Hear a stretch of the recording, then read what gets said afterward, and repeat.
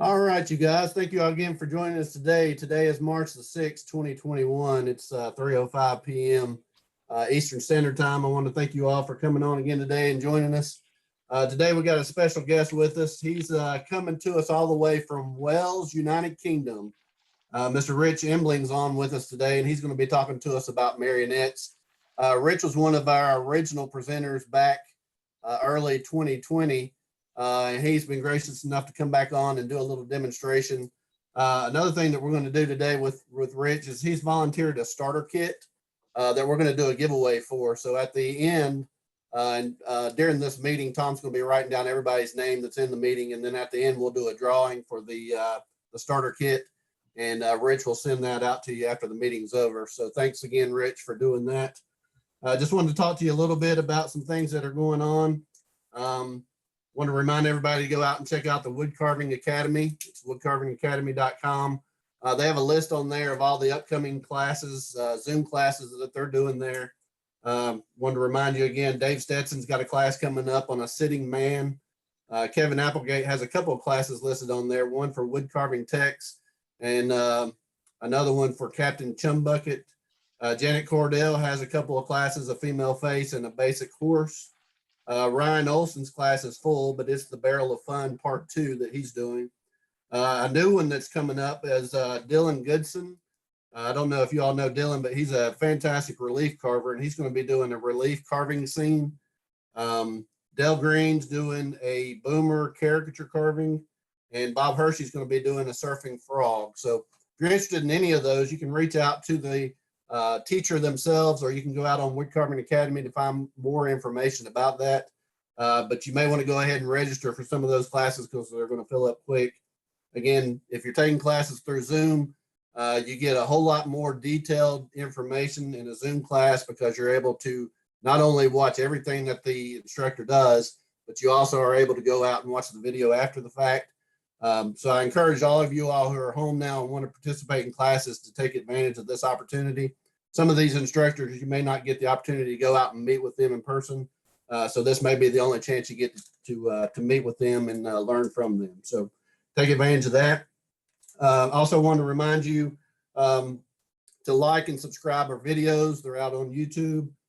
We have a YouTube channel there where all the past meetings have been stored. So if you want to go out and watch any of those again, they're out there.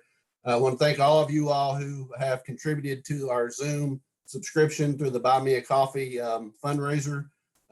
We continue to receive funds on that. We're going to continue to offer this Zoom meeting. Right now we have people booked up through May. So as you can see, we're working forward to try to make sure that we have presenters in place so that we can continue this, because again, we don't know how long it's going to be before everything opens back up. And again, our plans are just to continue with business as normal. So thanks for that. At the end of this meeting, I'm going to talk a little bit about a giveaway that we're going to be doing next week. So if you want to stick around and hear about that, we're going to be doing a giveaway next week with Mary May. So again, make sure you tune in next week, or tune in at the end of the meeting to hear about next weekend's giveaway. Having said all of that stuff, I'm going to go ahead and turn it over to Rich Embling from United Kingdom. Rich, again, we appreciate you coming on today, and we look forward to hearing what you have to say about marionettes. It's definitely not something that a lot of people here know about. So again, we appreciate you coming on and sharing with us. Fantastic. Thank you very much. Okay, so I'm unmuted. Yeah. You're good. We're good to go. Cool. So, yeah, thank you very much for a brilliant introduction. I feel like I've got to give a speech now, like I've just won some kind of award or something. But yeah, so thanks you guys for joining me today. Yeah, it's been nearly a year since I was here last, talking to you guys about puppets and marionettes and whatnot. And my kind of process has evolved a little bit and changed over that time. So coming back now, I've got a few different things I've tweaked and maybe perfected that tend to work on some puppets, which I thought I could share with you guys. So the biggest challenge for me when meeting up with the guys before the session was trying to work out how I condense teaching how to make a wooden puppet.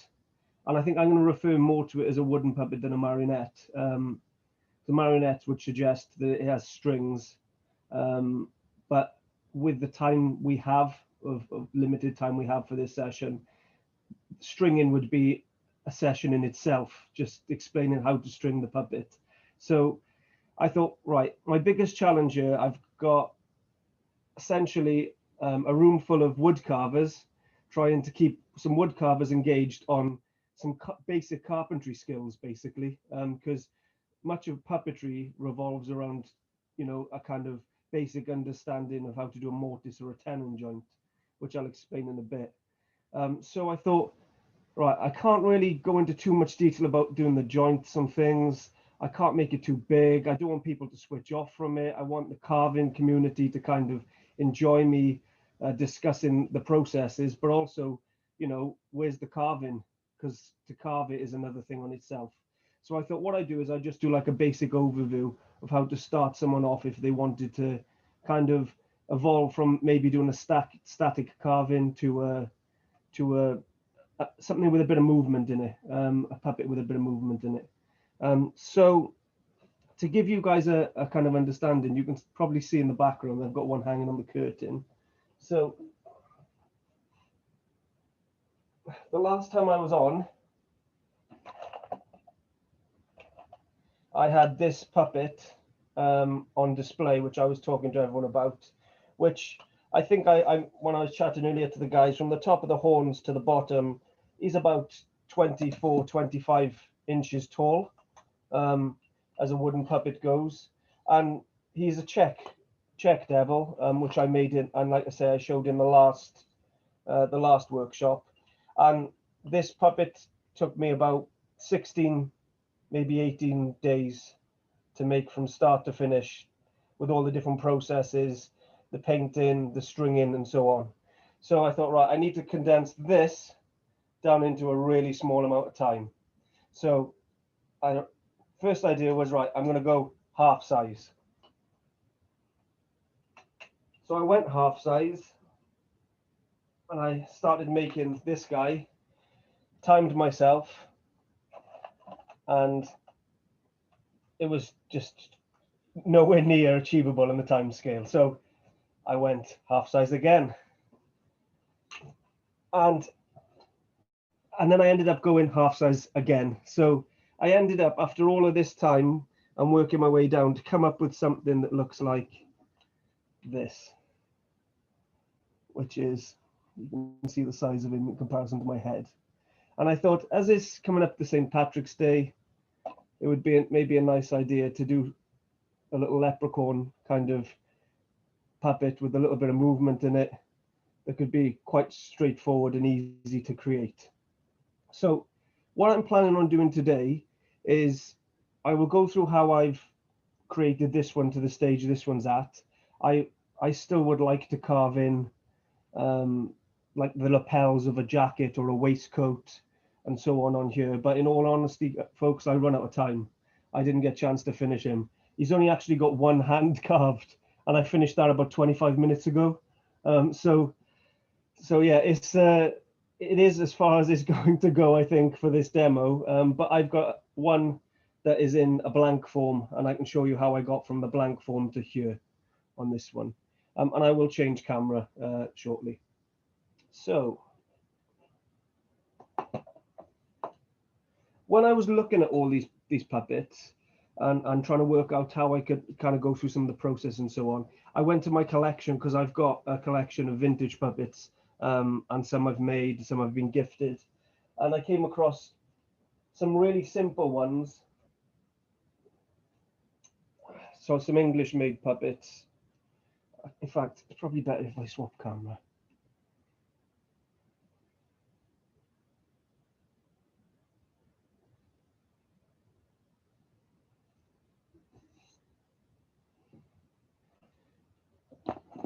Okay, so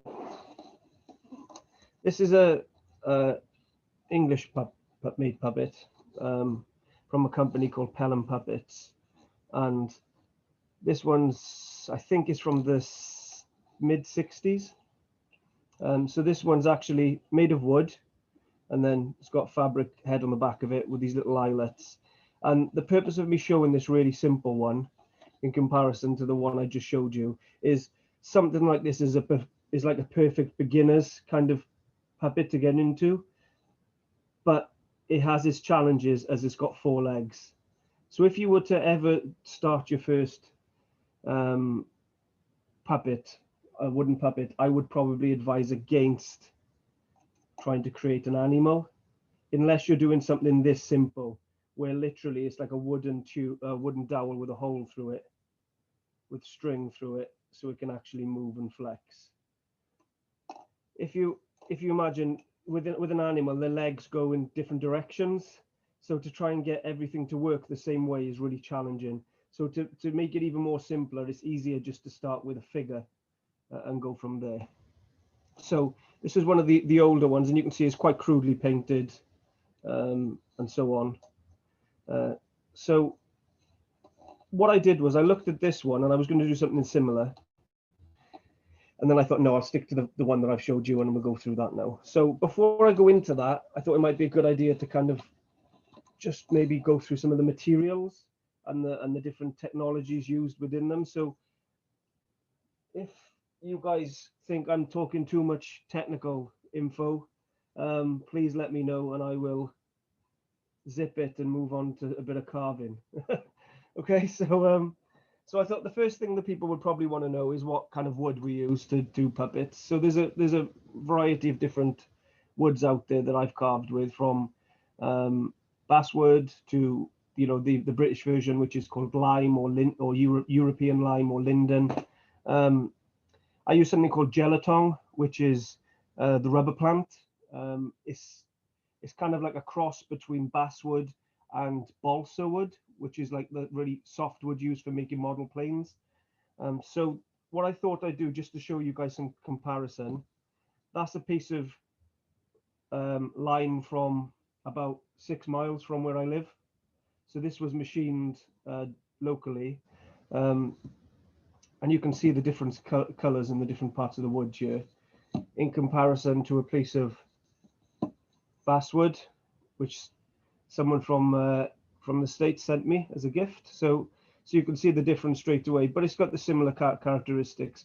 I thought I'd show this because quite often people say, well, what's the difference? Is there a massive difference between the basswood and the lime or the European lime? And I can get anything from this color to this dark color. But I do find that this is much harder to carve than the basswood. I just find there is a difference in it. I've also got, on the same subject, a piece of lime there. So you can see now that in comparison to that is nearly the same. Okay, so I've carved stuff out of constructional materials like pine or larch. I quite like carving white pine. That's quite nice, similar to what Kevin Coates uses for his little carvings. You can see his stuff on YouTube. I've carved that before. It's cheaper, and if I'm not putting any detail in anything, then I don't tend to panic too much about it. I find that if I use if I create a puppet with a lot of detail, and I'm trying to carve detail out of pine, then the grain causes issues, and then snaps off and so on. So this puppet here,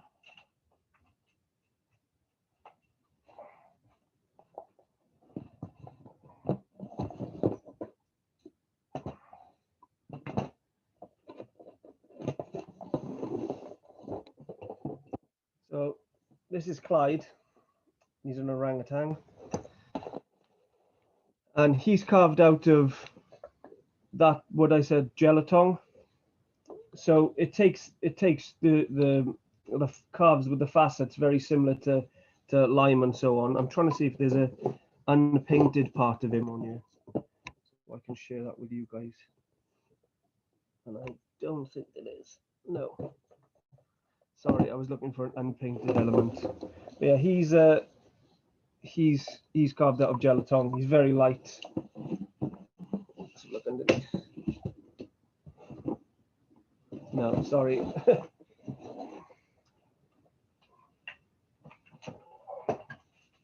Okay, so yeah, so wanted to quickly talk about wood. So we've got our different types of woods that I commonly use. Another common thing that I use in the puppets I make, whether it'll be a string puppet or whether it'll be a puppet on a wire, or a puppet on a rod, or like a Punch and Judy puppet, which is a glove puppet with a solid head. I tend to use dowel quite a lot, little wooden dowels.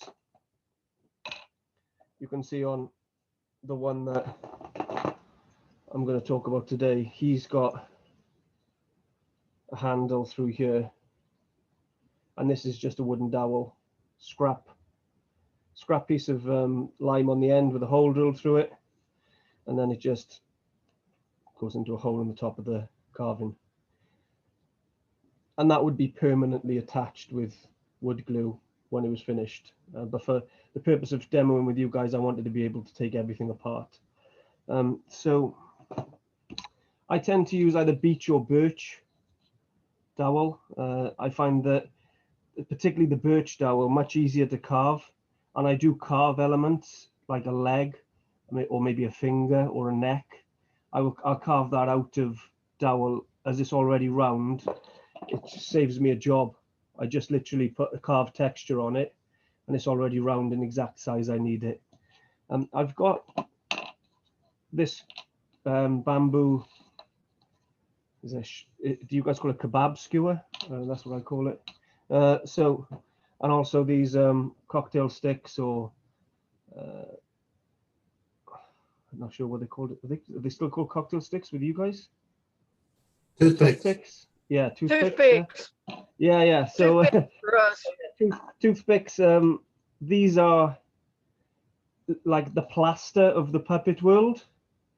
So we do a lot of drilling holes in puppets, and we tend to do small holes to get like kind of pilot holes. And if things don't line up, this is your plaster to go over the hole. You put glue over it and jam it in the small hole, and it fills it up, and you don't see the hole anymore. So it's quite common, and particularly if you're beginning, that when you go to drill holes in your puppet to line up pins or strings, they can sometimes be drilled in the wrong direction. And then as long as you use a small drill bit, like this is a 2.5 millimeter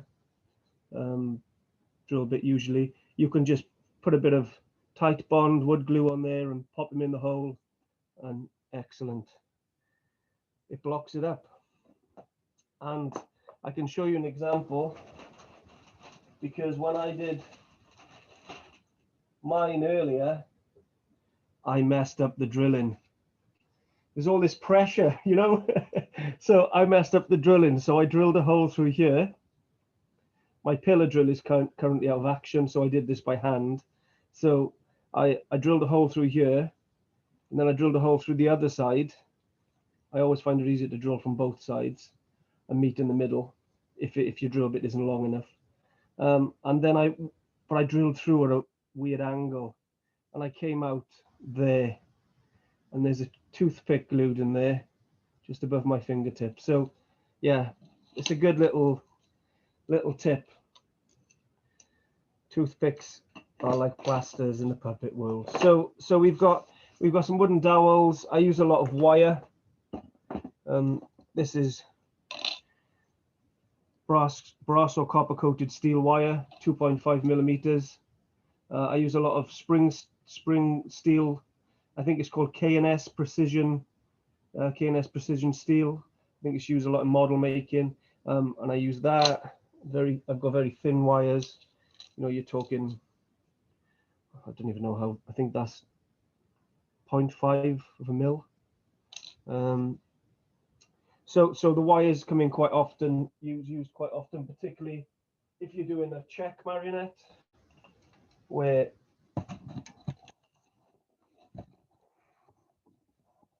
you can see there's a big wire going through his head. So it comes down here and goes through into the head. And also this one's held together with big staples. So you can see on my thumb here, this is like a big nail holding the center structure together. So you do use a lot of bits of metal and things. And this was one of the challenges when I was thinking, what can I do as a complete beginner for today's session? All these different materials, all these different things you need to buy and whatnot. And I thought, I need to scale it down so that people can just use offcuts or small bits of materials they have available to them, because not everyone's going to have all this different materials and so on. So if you're making a string puppet, the obvious one is you need string. Okay, so this is leather. This is a 1/4 inch, I think. Yeah, so that's 1/4 inch or 5 or 6 mil round leather. I use this quite often, and I'll show you an example in a moment. Paracord, used for hold tents together, and green kind of what's it called? Not green woodworking. Forgot the term is. Like bushcraft. Yeah, so things like that. This is piping cord used in costume making, made out of cotton. This is polypropylene string, commonly used for light poles. So the old-fashioned light poles where you pull them down and they click, usually in a bathroom or something like that. Instead of a chain, you can find this stuff, comes in different colors. This is what I've used. This is 2 millimeters. That's what I've used today. I'll explain that in a moment. Elastic, really useful. And it allows you to change the movement of the puppet.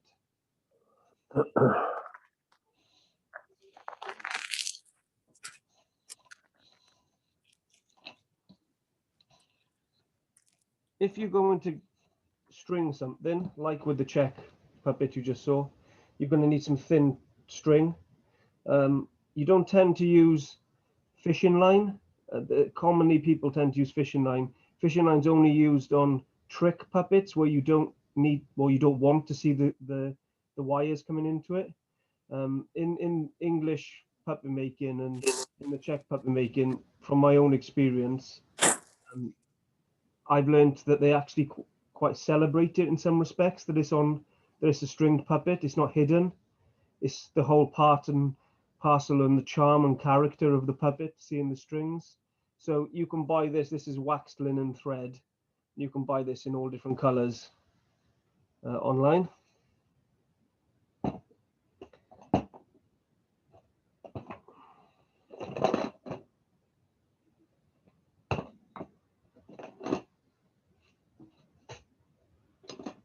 You need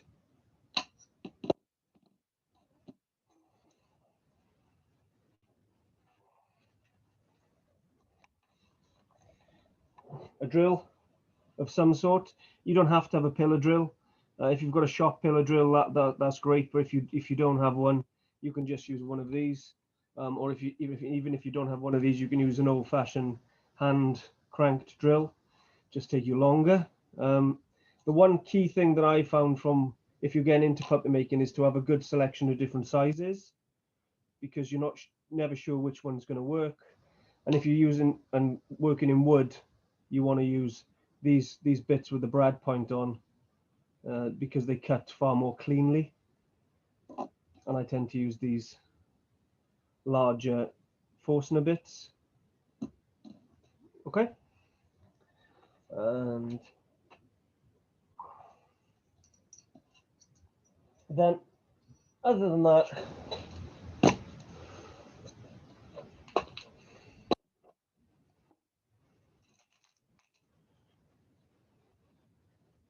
these little eye screws.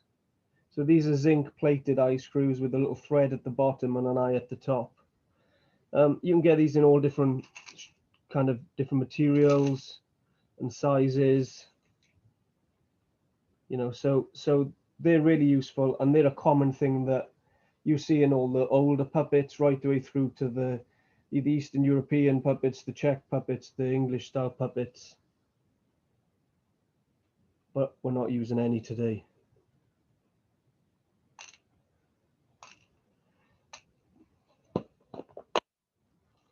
Now, I'm going to quickly just drop this in while we're chatting.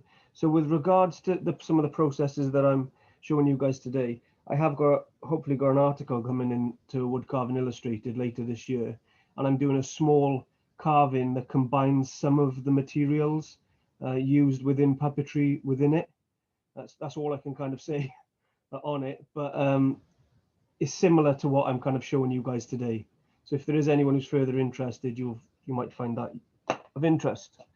And then the other thing is obviously something to carve with. So the same as most of you guys, I use knives and wood chisels. I like palm tools. So I got these ones, something to measure with. That's always useful, particularly when you're trying to line up points in puppetry.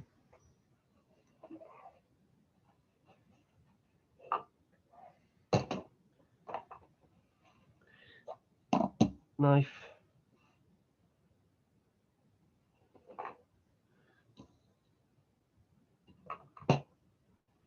And an awl. So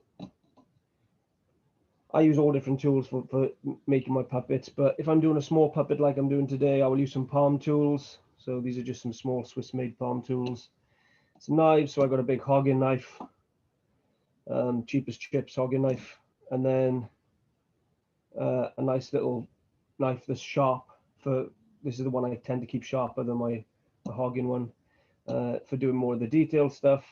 And then this is maybe like an ice pick. I call it an awl, for marking holes. It's commonly used in carpentry or joinery. And one of the key things that I find with puppets is if you want something to move and you want the movement to be smooth, then your holes need to be true. So when you're drilling things, it's really worth marking things out first with one of these, rather than just using the drill bit itself. I'm sorry if I'm teaching anyone how to suck eggs here. It's just, people just don't tend to use these anymore. They just jump straight to the drill, and then sometimes there's problems. Okie dokie. So how we can take all those technologies, all those different materials and bits and pieces we just spoke about, and put them into place into a puppet. So this is Franken puppet, and he's made up of multiple different puppets. So I purposely did this for today. So a good starting point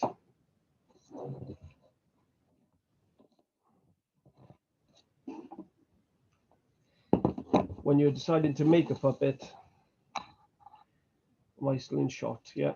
So is deciding on obviously what the puppet looks like, but a basic thing I found that works quite well is if I have a square or rectangle for the top, just as the main body shape, then the limbs can come off that and the arms can come off that and so on.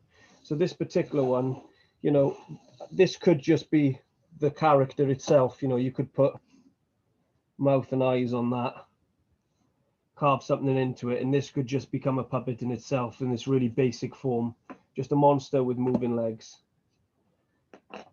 The thing is that if you want to go hardcore and get into starting to learn some of the more difficult elements of puppetry, you're going to need to get an understanding of these mortise and tenon joints.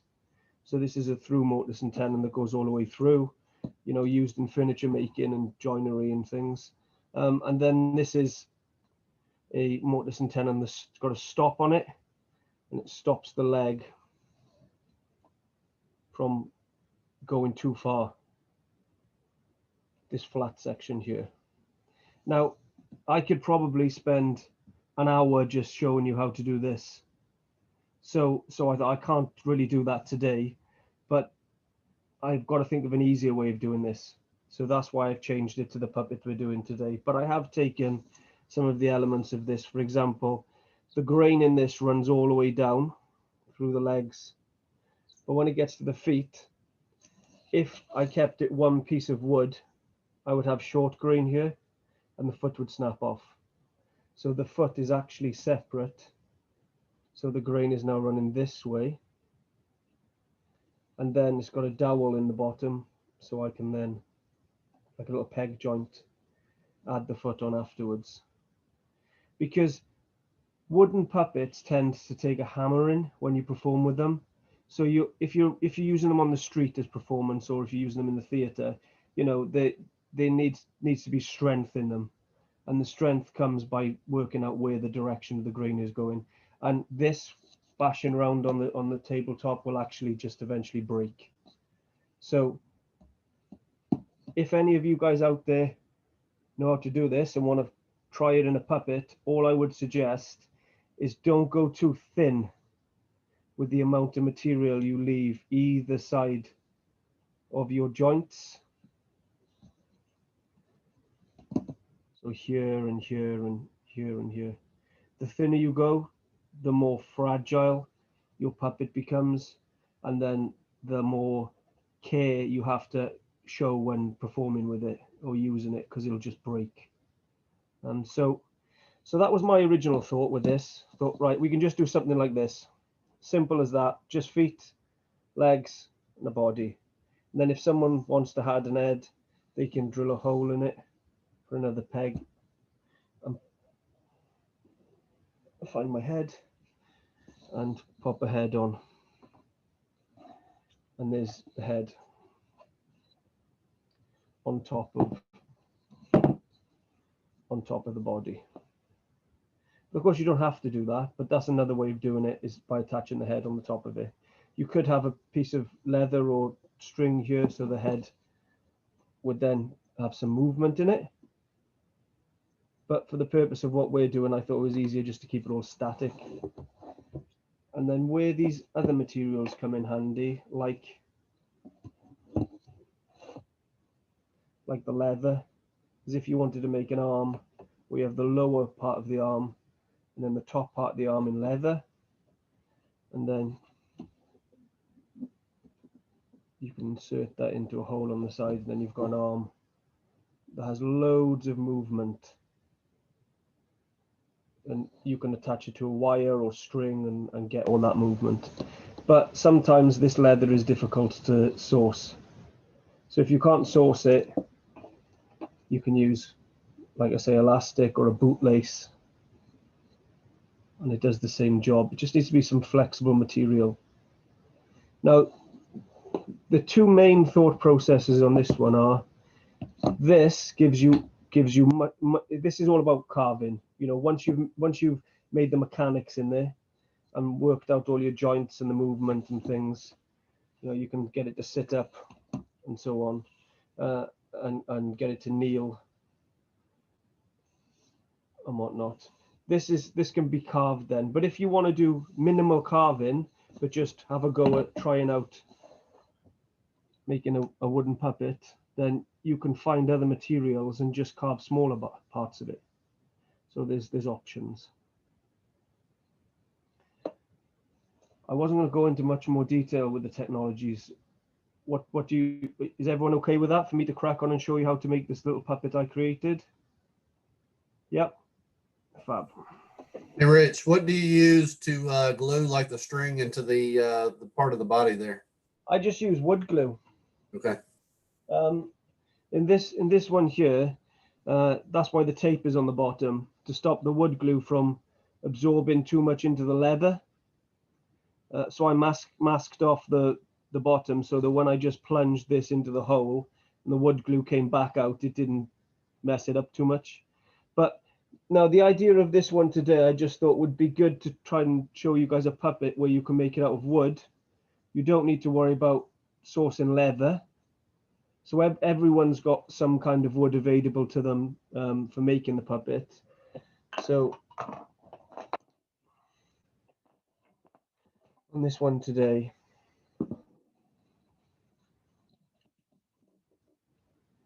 I thought, right, everyone can source some wood for this. So this is just scraps that I found up the shed, in my scrap box, which will eventually end up in the stove. and then made individual parts, but tried to give some movement. And I thought if I could try and teach you guys two technologies that were relatively simple to do, then at least if anyone is really interested in this, it gives them a starting platform to kind of move on from. So I thought, right, first thing I do is just make a very simple body. So once we had the really simple body, which was just a square, I thought, right, we need to put some legs in it.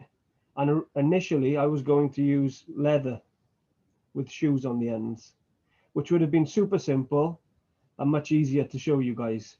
But then not everyone could have sourced those materials. So I thought, right, I'll make the legs and I'll make the feet. And then the arms were also going to be an element of leather and an element carved, but they eventually ended up being carved with just one string through it. Because I thought sourcing material might be a challenge.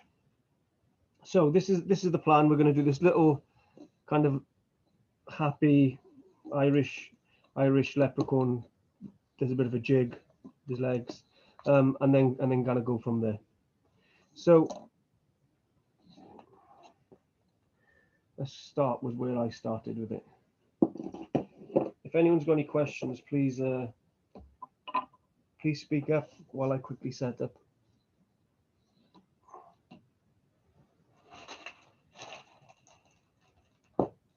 Can we speak up, or do you want me to type it in chat?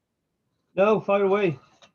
I was wanting to know, I was thinking, is there a way to make, like, if you don't want to use string on the arms, is there a way to make like a moving shoulder of some sort?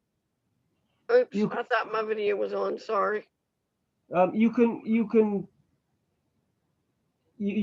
not use string on the shoulders and maybe just use two eyelets, two wooden screw eyes, and have them linked together so it could move like that. You'd have to have something to hold the arm to the shoulder. Yeah, there's no way to do like a tongue and groove or. Yeah, it would be more like, you know what I'm saying? Yeah, I Where totally you just understand. have The challenge I think you'll have is on a shoulder, the joint. If you think of your human body, the shoulder joint is a ball joint, so it moves around. yeah. Where on a leg and in a hip, it's more of a kind of hinged joint, so you can kind of. That's why that kind of works. You could do a similar process to here, and it would be more but difficult. your arm will only go up and down, and your elbow Exactly, your arm would either go one way or the other. And the other problem is it is probably achievable to make some kind of wooden kind of socket in some shape or form, but this puppet is the size of the palm of my hand. So the smaller you go with making a wooden puppet, the more harder it gets. Yeah, it's just easier to use string. So what I see what you're getting at now. What I find is with I was just trying to go on. Sorry. I was trying to design one that had all wooden joints in it. Yeah. And only the shirt would be carved, and the head would be carved, and the arms and legs would be almost natural, almost like a skeleton type. Because I didn't want to have to put cloth clothes to hide the strings and stuff. You know what I'm saying? Yeah. I love the grain of the wood, so I want the grain of the wood to pop out with clear coat. Yeah. Yeah, it is achievable, but the smaller you go, it just becomes so difficult. Okay, gotcha. But yeah, if you had the patience and the time, that you can. There's a really good course run by a company called Puppets in Prague, and they have some online resources you can check out, which may be worth it. All right, okay, thanks. No problem. So I'm set up. Let's crack on. So this was my starting point with the body. So this is just a 3x3 by 1. And I wanted to keep it really small so most people could kind of do something with it. So a 3x3 by 1 piece of lime. And then what I did next was, I'll just pop the legs out. I then measured in an inch. So 1 inch in. Drew a line all the way across. Gave me my stopping point for where the end of the legs go into. Then drilled a hole through there.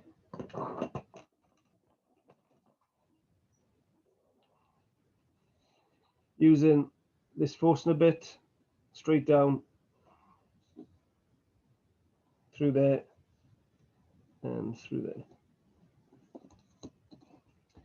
And then with a saw, I just cleared out the rest of the waste that was left in there, which gave me these 2 small slots, which were for the legs. And I thought that was probably the simplest body I could work out for someone to do. Do these legs that you're showing here, do they have a stop or do they swing all the way through? These ones have a swing all the way through. Okay. Thanks. And that's a really good point. They could have had a stop.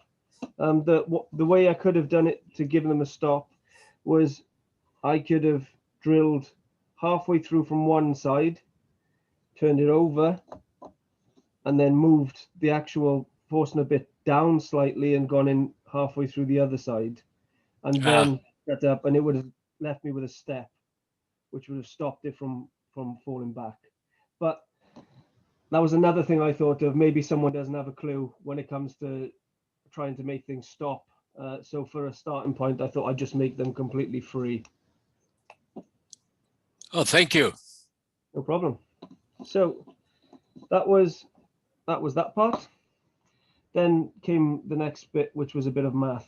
So I needed to now work out the measurement from this line to this line. So I got a halfway mark. So if we're working this as an inch from here to here, I went halfway, half inch, turned on its side, and drilled a hole straight through all elements. Now you can do this before or after. It doesn't.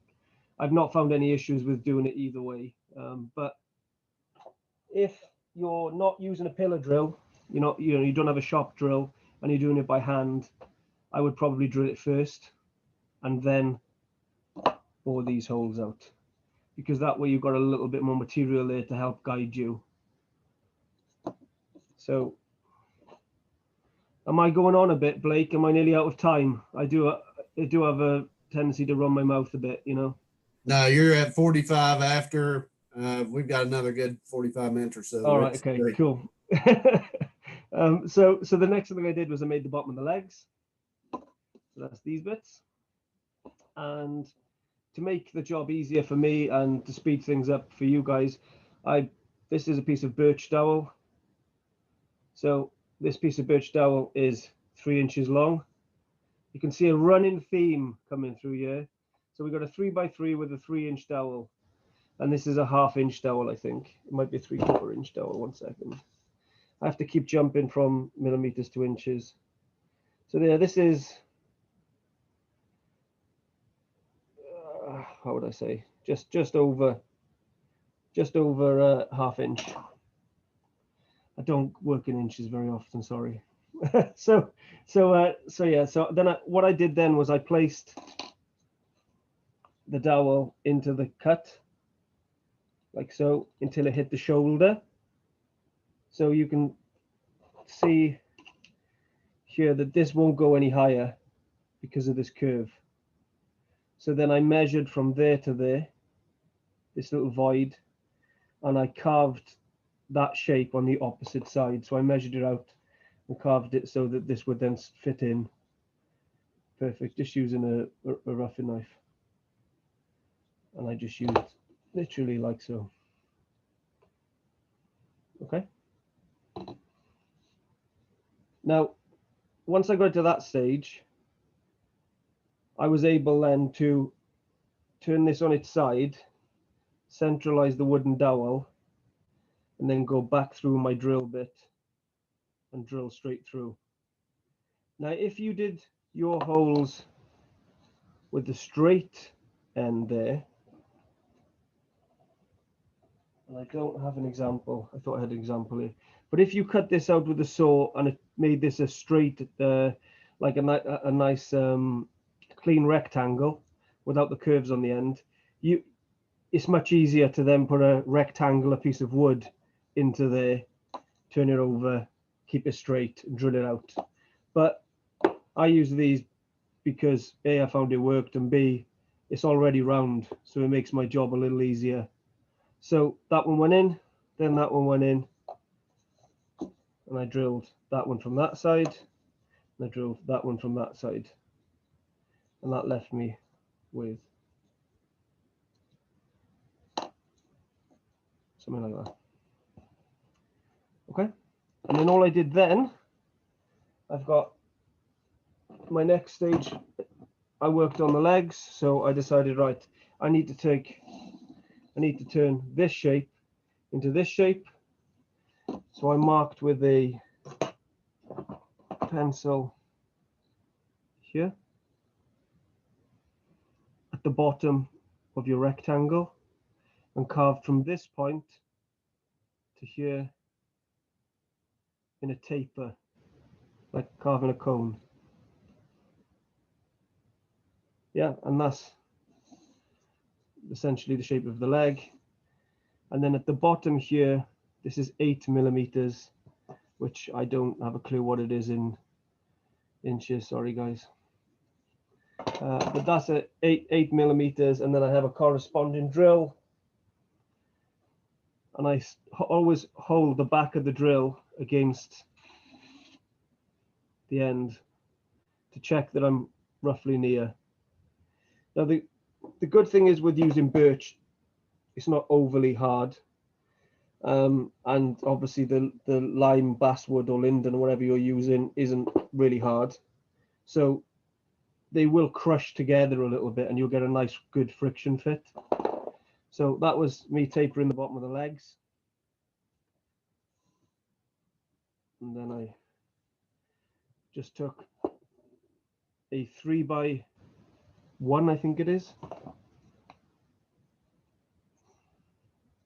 Yeah, it's a 3-inch long, 1-inch wide, 1/2-inch thick piece of scrap. This was actually off there. And then I did the two because I had just sliced them off the side, and they gave me my feet. And then using a knife, I carved away all of this until I got the shape of the foot I wanted.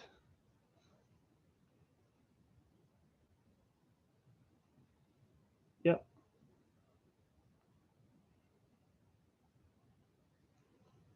And you'll notice that there's a bit of a curve in here. And you can either do that.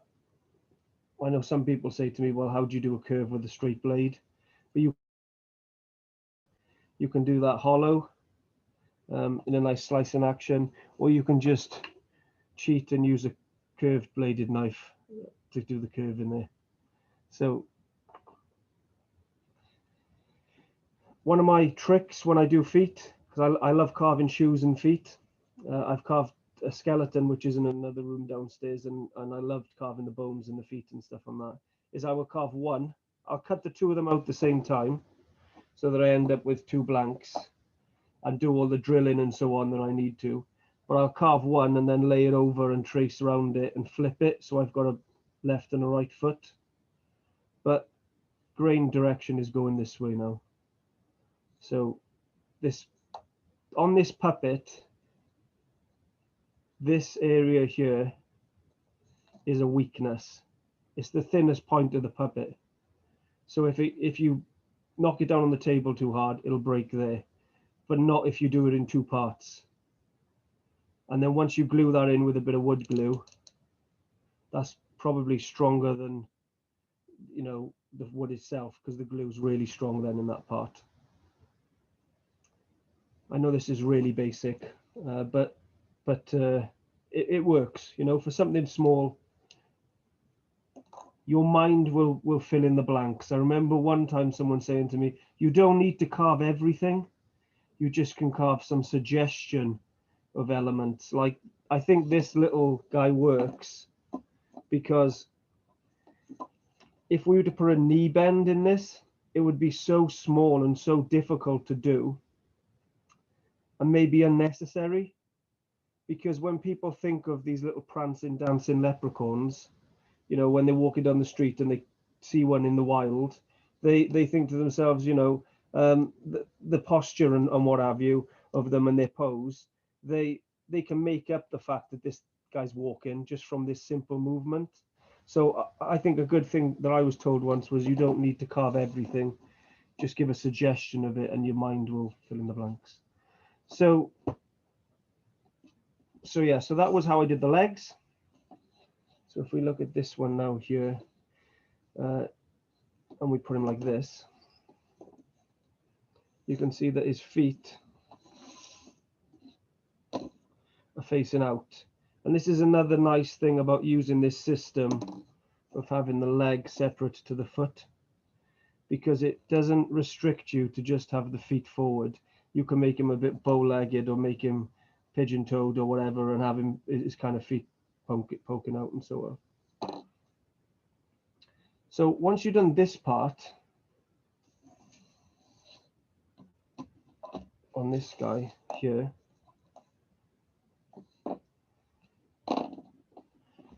you then, the world is your oyster then with this puppet. You can do what you want with it, you know. All I've done for the arms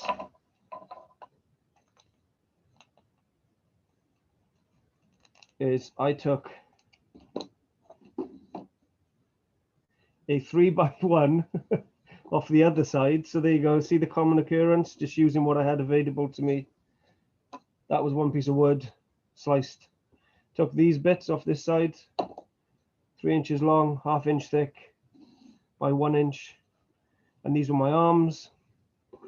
And just for ease and speed, to make it easier for me to carve them, I took this triangle off with a bandsaw,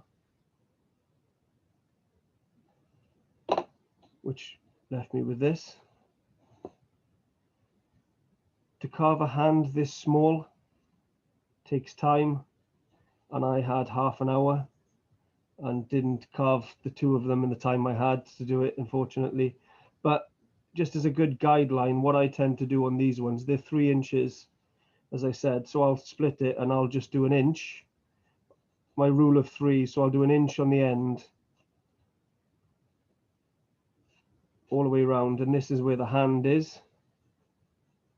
So I'll just draw a hand in just so you can get it, and this is the arm. So there's the hand clenched. I put a cuff, which I carved on it, just with some stop cuts and a knife, no gouges.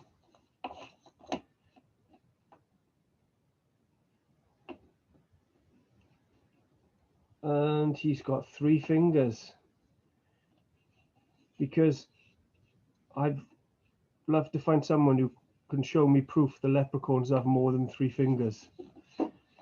But traditional Czech puppets tend to have 3 fingers and a thumb, not like English style marionettes, which have 4 fingers and a thumb. And this is just what I found in from the ones that I've seen and worked on. So 3 fingers, same again. Don't think anyone's gonna, with the size of this little puppet, no one's gonna go, oh my God, he's missing a finger. Or if they are, like I said, you know, get them to catch you a leprechaun so you can see it in the flesh, and then you'll have proof. So that's how I did the arms. They've got a hole through the top of them, and then there's just a piece of string that goes through those, through the holes at the top of the body, and then tied in a knot on each end. And then I just decided to play around with the body shape a bit. So I took off some corners here and there, just to give it a bit more of a suggestion of it being more human shape. Like I say, my intentions are to kind of carve a little waistcoat and jacket that's open at the front here and stuff. And I will finish this and post it up on the page for you guys, hopefully over the next week. So that was when I got to this stage. And then, of course, the one thing which I think I've overlooked is the importance of a head in a puppet. So this is the head of him, and I can talk to you how I did him now. But really, in a puppet, the head is probably the most important part, because that's what people relate to. So if you're doing a children's show with puppets, or you've got an audience in front of you, or a street performance or something, the head is the bit that people look at straight away. It's a bit like people saying the eyes are really important on a carving, because people focusing on the eyes and things. A head is really important on a puppet. And Czech marionettes tend to have different proportions. So I tend to do either the proportion of the head being a third or the quarter of the overall height of the puppet, which of course is completely, completely wrong in comparison to the human form. So the human form is much more. So, you have more heads to kind of the width, the height of your head into the body. So it's a bit like character carving, I guess. From all the character carvers I've kind of seen and kind of followed and things, the heads tend to be a little bit larger, and it's what people focus on. So this head is a 3-inch 2x2, 3-inch 2x2 block, and then I divided this into 3. So measured down 1 inch, 2 inch. So I've got 3 sections, and then I cut away the back section on an angle on the lower inch. And this was basically, the idea came from Mr. Doug Linker, where he did a leprechaun carved head, and he did it on an angle on a corner of a block. And I'd done Santas loads of times on triangular pieces, but I'd never done a whole head like this. And then I needed the head to sit more favorably on the actual puppet, so I took this notch out just with a handsaw, because at that point my bandsaw wasn't having any of it, so I had to use a handsaw, and then it sits on like so. And I just, for this little puppet, I just thought it was nicer to have part of the head overhanging the front, even though it's not anatomically correct in any shape or form. It just felt like it worked better like this than having it sat on top, right in the center. And because there's no neck on it, and it just felt a bit more in character, like a little kind of hunched over slightly. So what I did then to do the actual head itself,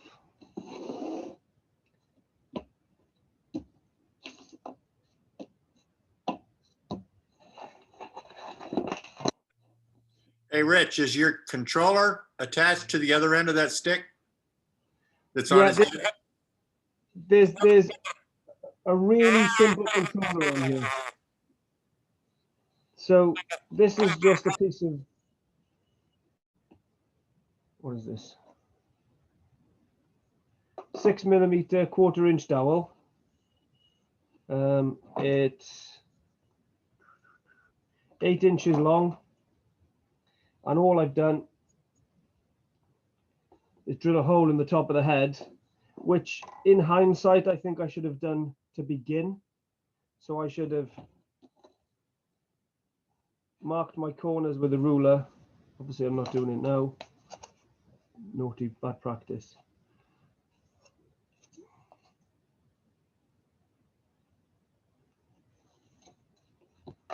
And And then I should have drilled a hole in here, so I would have used my bradawl, made a hole in the center, and then drilled a hole about halfway down, about there, and then carved it. But I didn't, because I didn't even consider it when I started. I got into carving this head, and then, you know, like when you get in the zone and you start carving, and before you know it, you go, oh yeah, I could make a puppet out of that. That's what happened with this. So I did this little head, and then I drilled a hole in it, and then the controller on this one is the most simple controller I've ever made, I think. It is a piece of 3-inch by 1/2 inch by 1/2 inch lime that was left over from this chunk of wood. Actually, no, it's not 3-inch. I told a fib, it's 4-inch. It's a 4-inch length, and it's 1 inch in from the end.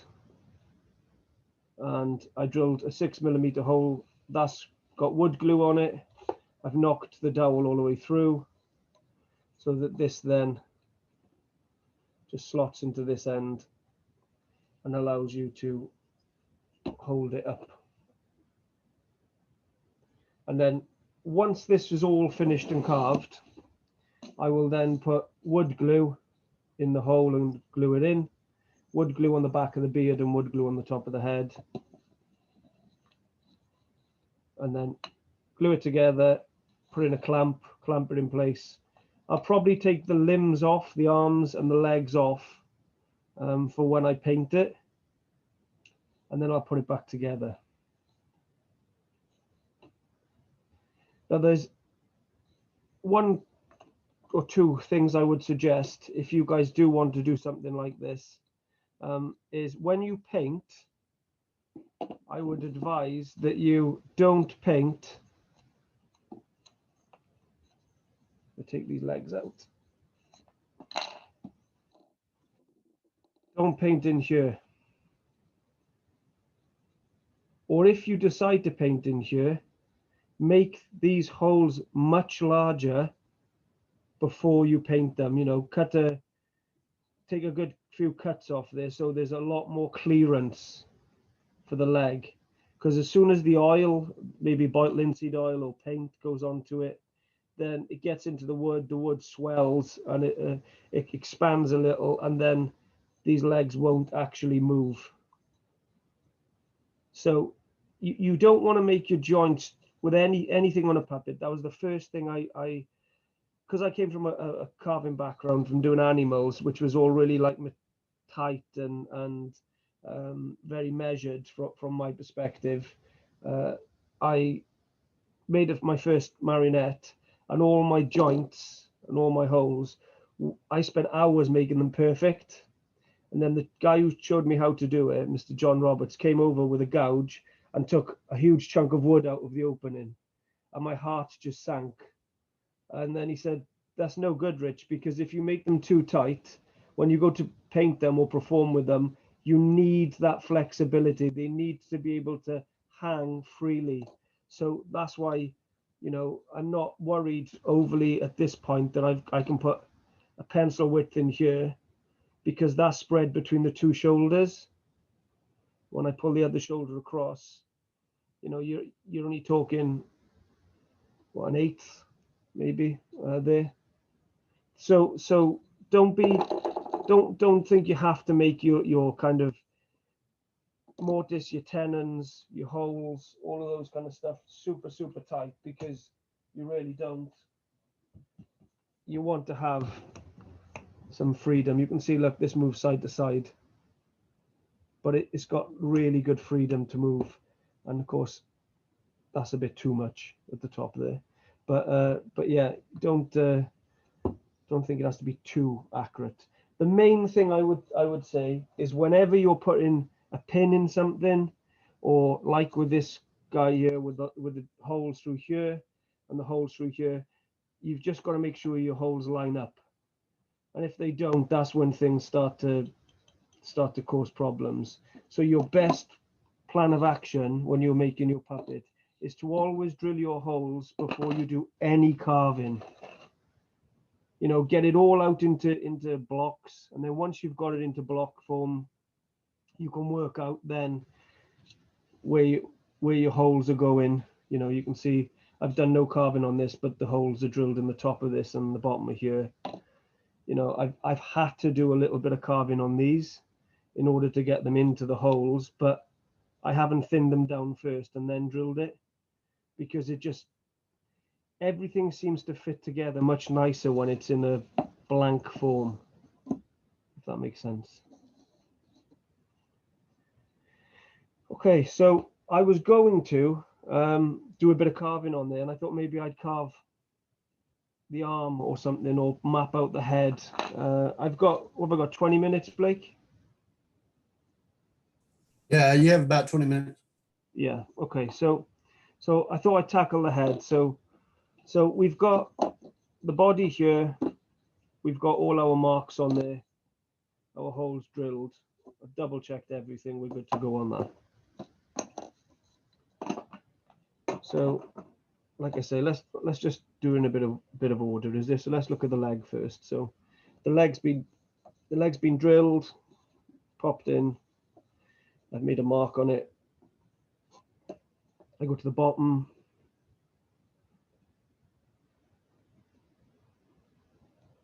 I'm going to roughly give myself a circle on the bottom to work my way down to.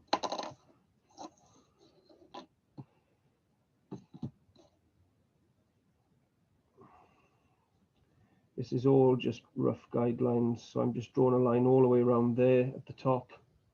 And that corresponds with there. And then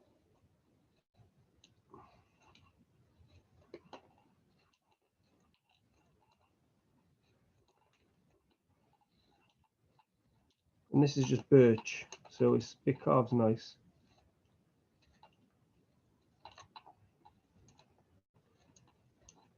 This is not my sharpest of knives, but it seems to be working okay.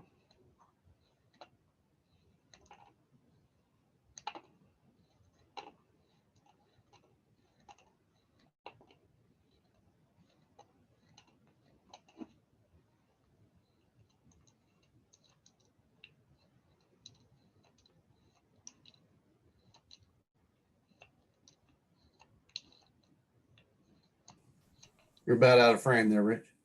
Oh. Just shout to me when I go out of frame, will you?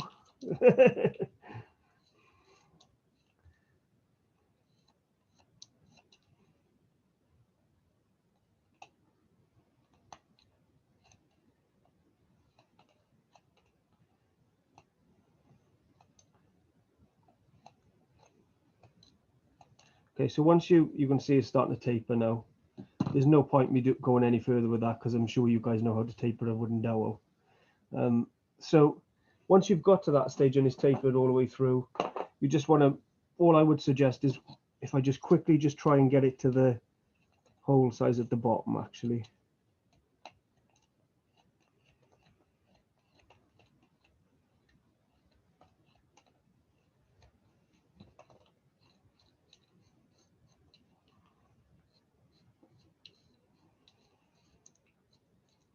Completely off piece, but the knife I'm using was a 6-inch utility knife from Mora, which I cut that much of the blade off with an angle grinder and reformed it, and it's fantastic.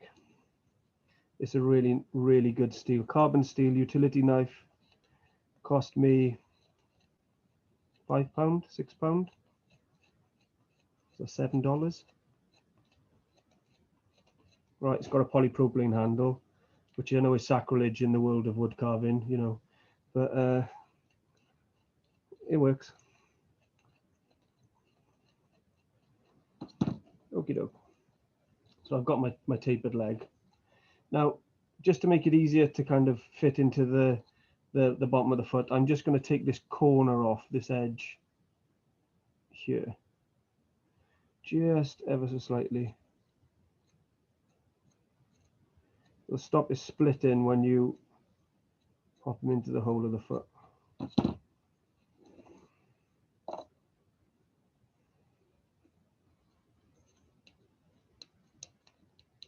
That's the noise you want.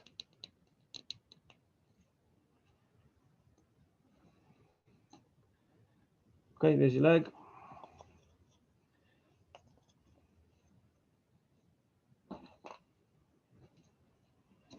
Now it's a really good tip that when you're making your individual parts for your puppets, whether it's left or right, you always write left or right on them. And you remember not to carve it off like I just did. Okay, so you have to make sure you put it back on. I think I rubbed it off, but there you go. So holding the puppet towards me like I'm it. This is my left leg. Spin it back round. And then I can carve the foot and put the foot in any position that I want it to. And the noise I'm after is this.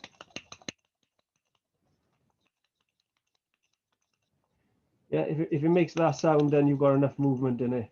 I don't know if the sound's coming through. So then I would go onto the foot, and it's like pretty much with the rest of it now. I would start rounding.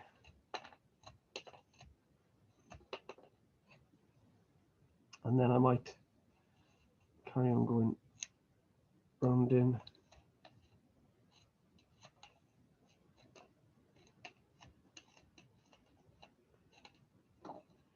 Then if this is the top, this is the bottom, I'm going to take off quite a bit because I want it to have like a pixie shoe or a elf or fairy shoe where it rises up.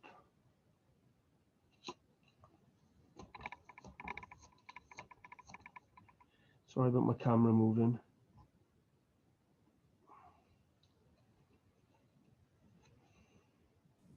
Rich, we have a question in the chat. Somebody wants to know if it's better that the arms move independently with the string, or could the skewer be used? The skewer could be used. If you use the skewer, then both arms would move at the same time. So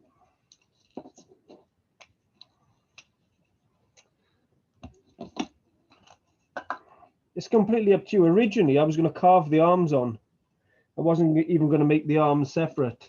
I was just going to make his legs move for just that added little bit of comedy humor. But I decided that I would try a different technology out for you guys.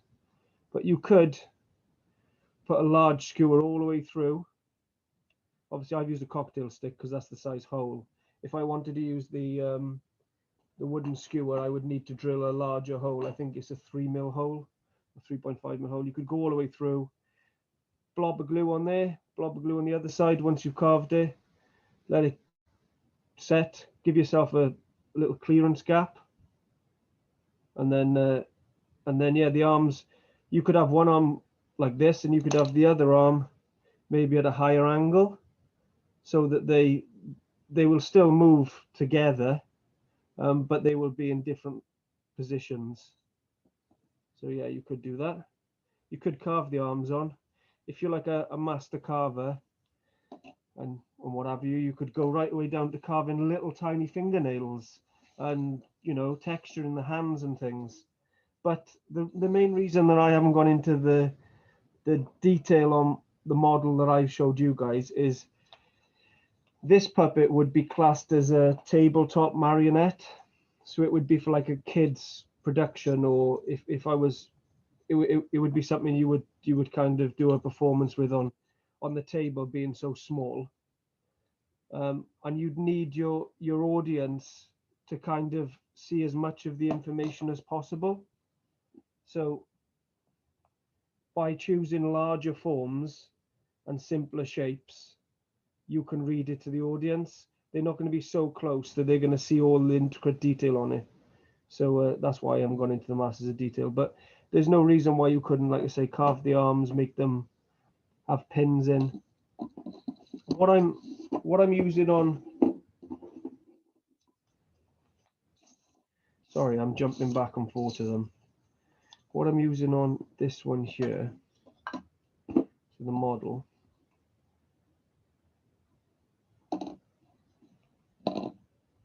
one of his legs is just fallen out. So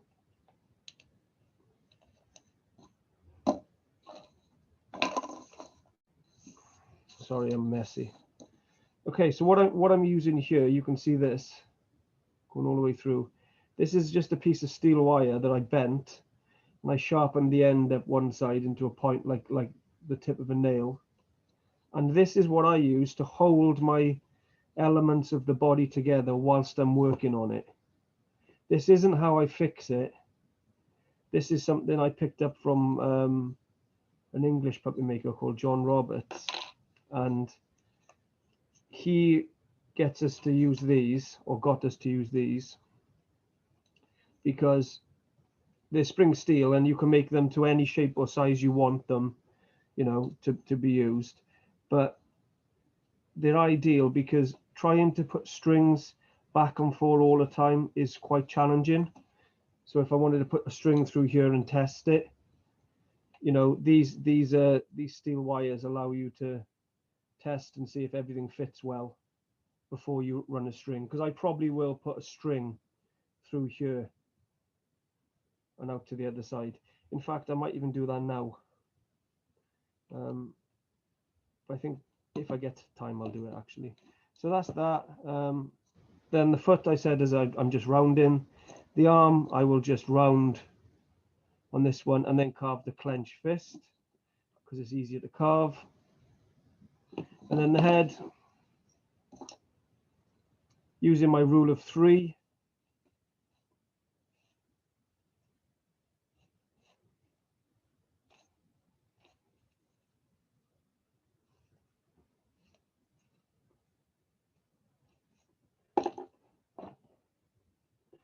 The top third is where the bottom of this hat is.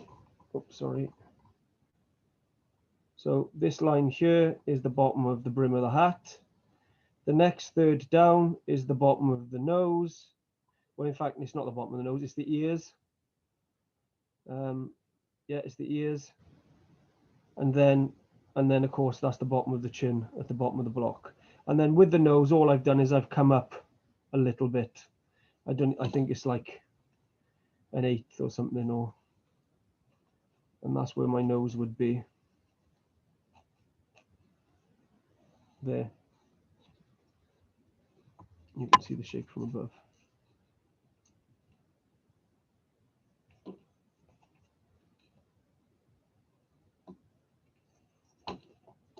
And I still got to tweak the head a little bit. I got to finish the eyes off and carve in the smile. I've penciled it on, but I haven't got any further with regards to that.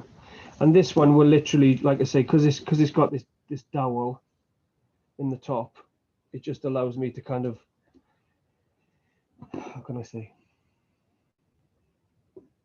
So yeah, because he's like this, it just allows you to kind of have that movement with it, and rather than having strings.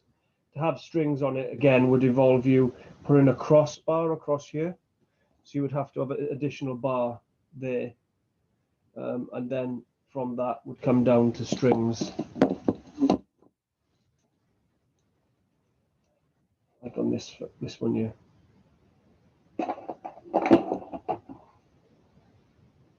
A cross on the top.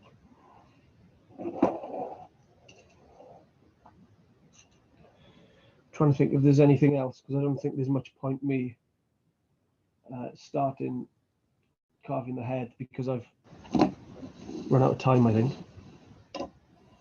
Hey, Rich, can you talk a little bit about your finishing process and how you paint and that kind of thing? Yeah, no problem. So what I'm going to do with this fella is I will finish carving him, do all the detail.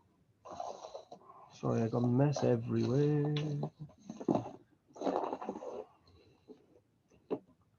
So yeah, what I will do, where is he? Is in shot? You in shot? I don't know. I'm talking to my puppets. What's going on? I'm losing my mind. So yeah, once I finish this and I carved it all, and like I say, I plan on splitting it, putting a V in here, and doing some kind of jacket lapel, maybe there, maybe some buttons or something. Have it split down here. I'll probably round this corner off, and then maybe round this corner off a little. I may even pull him in a bit more here.